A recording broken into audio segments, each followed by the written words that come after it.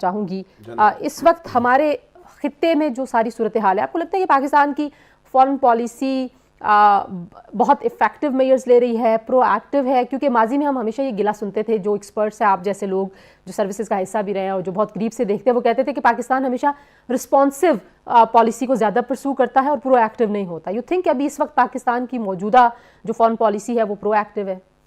देखिए, मेरे नुक्ता निगाह के मुताबिक तो प्रोग्रेस काफ़ी हुई है और टर्निंग पॉइंट था पुलवामा का वाकया, जहां पाकिस्तान ने एक स्टैंड लिया और बालाकोट के बाद फिर ये दुनिया को बताना शुरू किया कि भारत फॉल्स फ्लैग ऑपरेशन करता है और फिर वो कोई ना कोई हरकत पाकिस्तान के खिलाफ करता है।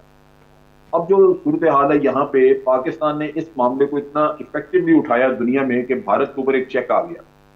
पुलवामा के वाक़े को 14 फरवरी को 2 साल हो गए और आपने देखा कि इस पीरियड में उसने कोई और फॉल्स फ्लैग ऑपरेशन नहीं किया।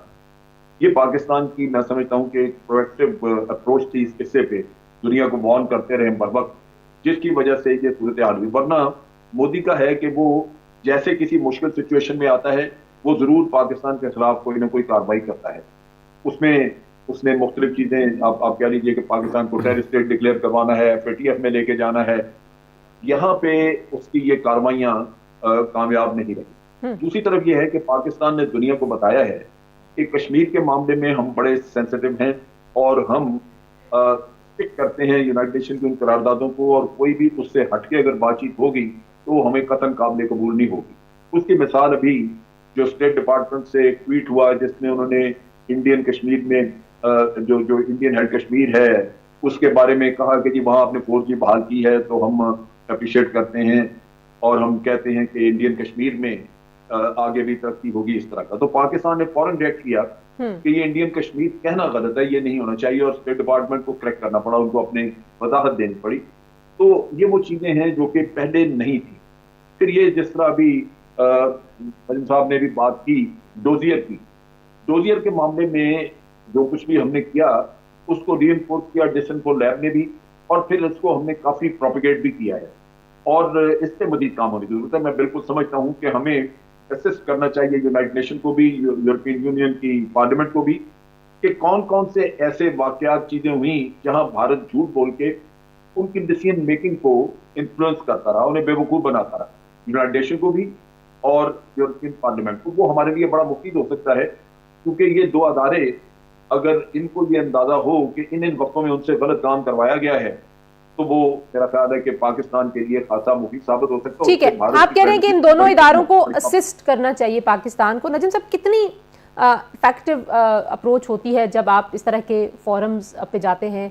जाहिर है हम इंटरनेशनल कोर्ट ऑफ जस्टिस में बहुत सारे हमारे इश्यूज पहले भी जाते रहे। अब लोग ये कहते हैं जी कि आपके पास शवाहिद हैं, भारत के पास शवाहिद नहीं थे, इसके बावजूद वो लॉबी उन्होंने इतनी ज़्यादा की कि पाकिस्तान को, जब भी वो कहते थे कि जो स्टेट स्पॉन्सर टेररिज्म पाकिस्तान से हो रहा है, तो लोग बहुत सारे इस आर्गूमेंट को बाय करते थे।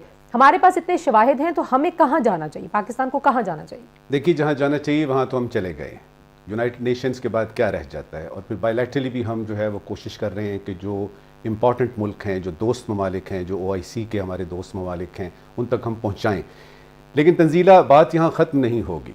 मैं अगर आज ये साबित कर दूं कि हिंदुस्तान जो है वो इन तमाम किस्म की चीज़ों में मुलव्वस है, हिंदुस्तान में बाकायदा तौर पे, ये जिस तरह आपने यानी इन्फोलैब की बात की है, या जो हमारा डोजियर है, होगा क्या?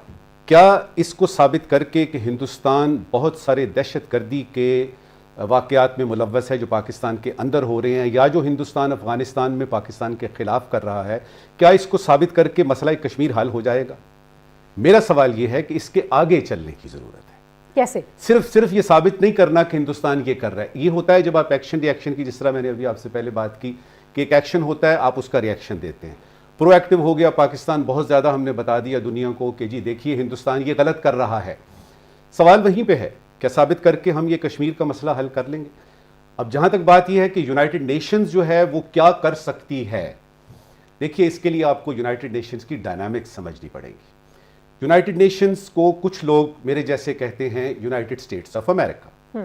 वो इसलिए कि जो यूनाइटेड स्टेट्स ऑफ अमेरिका कहता है, लगता है कि वही चीज़, वही लाइन जो है वो फॉलो करती है यूनाइटेड नेशंस। इसमें 3-4 फैक्टर हैं जो डिसीजन मेकिंग आपकी यूनाइटेड नेशंस में होती है उस पर असरअंदाज होते हैं।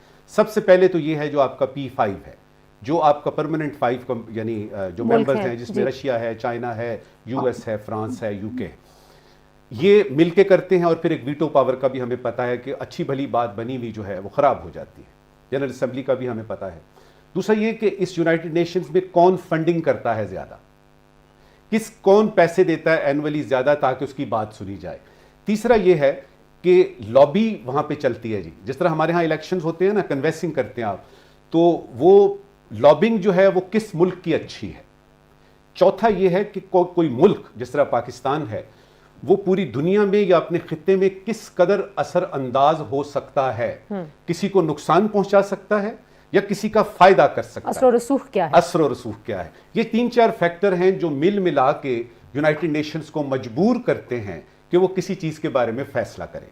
अब अगर आप यूनाइटेड नेशंस की हिस्ट्री देखें तो आपको पता लगेगा कि बहुत सारे वाकयात में यूनाइटेड नेशंस ने वाकई काम किया। बल्कि अगर मैं याद करूं तो 1962 में वो जो आपका क्राइसिस था, इसका क्यूबन मिसाइल क्राइसिस का, ना सिर्फ यूनाइटेड नेशंस ने बल्कि ऊथॉं जो उस वक्त के सेक्रेटरी जनरल थे उन्होंने अपने गुड ऑफिसेज इस्तेमाल किए और वो सुनहरी अल्फाज में लिखा जाता है कि यूनाइटेड नेशंस ने वाकई काम किया। लेकिन अभी म्यांमार का देख लीजिए, यकीन कीजिए मुझे बड़ी हैरत हुई जब मैंने अखबार में पढ़ा कि 2 घंटे सिक्योरिटी काउंसिल मिल के बैठ के मिलती है और फैसला क्या होता है, करना क्या है, हमने इसको कंडेम करना है। जो म्यांमार में एक फौजी इनकलाब आया, ठीक है, 2 घंटे में यह भी फैसला नहीं हो सकता